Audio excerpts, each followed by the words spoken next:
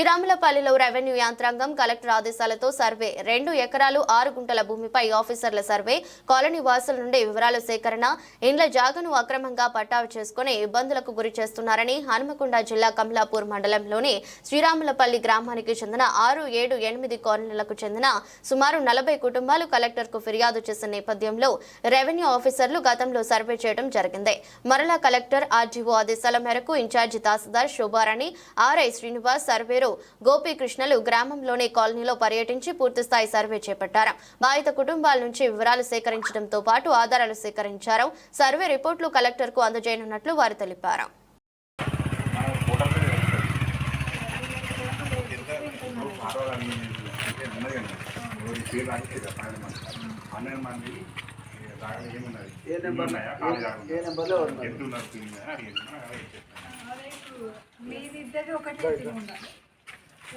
అంటే ఒకటి నేను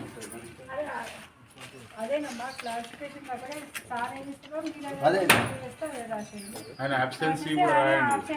2 సార్లు పిలిచి వస్తలేడు కదా. రాయాల్సిందే, అప్పుడే రాయాలి గుర్తులేదు.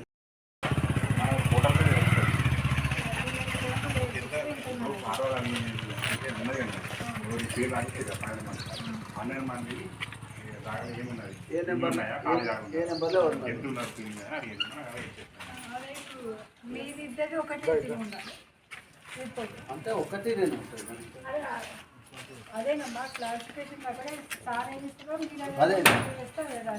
ఆయన అబ్సెన్సీ కూడా రాయండి.